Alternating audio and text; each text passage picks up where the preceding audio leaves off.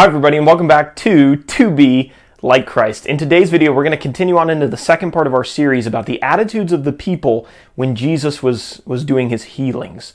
And we already talked about the man with the withered hand, but now we're going to talk about a blind man named Bartimaeus.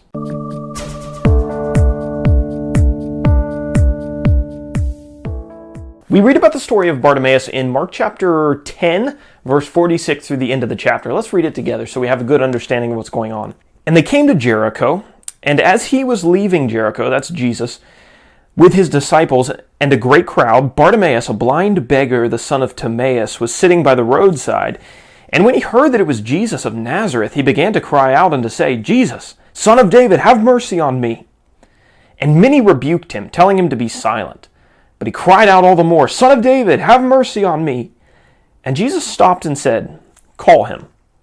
And they called the blind man, saying to him, "Take heart, get up, he is calling you." And throwing off his cloak, he sprang up and came to Jesus. And Jesus said to him, "What do you want me to do for you?" And the blind man said to him, "Rabbi, let me recover my sight." And Jesus said to him, "Go your way, your faith hath made you well."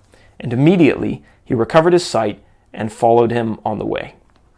Think about the story with me for a second here. What we find is a blind man. He's been there for who knows how long, sitting on the side of the road, begging so that he can eat and drink and have what he needs to live. One day, he hears that Jesus is walking by, and he's heard about Jesus. Jesus has the ability to heal people who are blind. And you think about it, he's sitting there, but he doesn't know where Jesus is. He just hears the noise.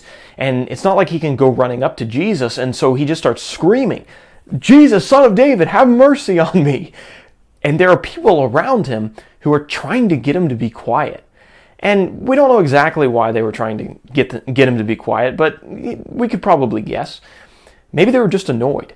He was screaming in their ear and they're saying, "Stop, just sit down."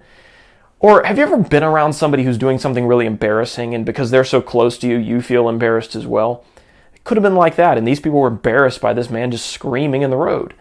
Or maybe some people thought Jesus shouldn't be talked to like that, and so they told him to be quiet. We don't know exactly, but the response of Bartimaeus is a great one, and that is that he just continues screaming, "Jesus, Son of David, have mercy on me." And eventually Jesus calls him over to himself, and he heals him, and he says that he heals him because his faith is so great.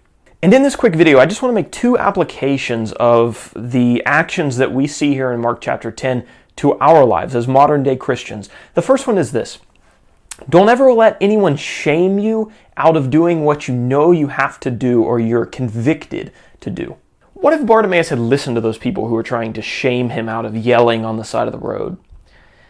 He probably would have sat there for the rest of his life in darkness, regretting that he let somebody suppress his zeal. Put yourself now in Bartimaeus' shoes. We cannot allow people to shame us out of doing the things that we know we need to do. If you're not a Christian yet and you know you need to come to Christ, don't let anyone shame you out of that conviction. Because if we let people shame us, just like Bartimaeus, we'll regret it for the rest of our lives. The second application is this: don't be the suppressor of somebody else's zeal to work in the kingdom of the Lord.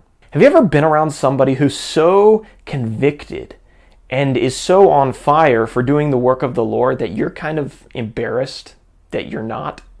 The way that they live their lives makes sense, but maybe you don't have the courage to live the same way. And so what is our response to that a lot of times? A lot of times people will try to undercut what somebody else is doing because it makes them feel uncomfortable. I knew a man one time, and he told everybody about the gospel. I mean, it didn't matter where he was. Didn't matter if he was at the gas station. Didn't matter if he was in the middle of playing a soccer game. Didn't matter if he was just taking a walk down the street. Whoever he met, he was going to tell them about the gospel. And I spent time around him, and to tell you the truth, it was kind of awkward. I was kind of embarrassed because I didn't have that kind of courage. And a lot of the people who were in the church there would often talk about him and kind of mock him because of the way that he lived.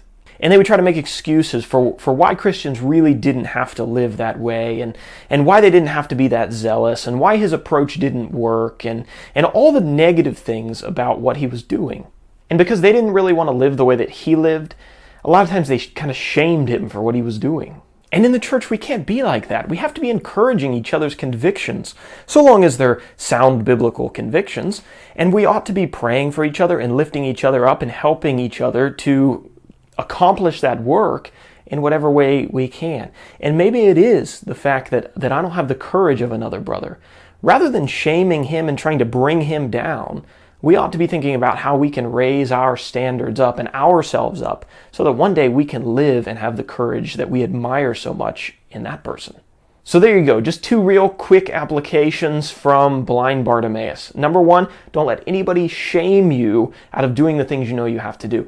Number 2, don't be the suppressor of somebody else's zeal in their work for the Lord.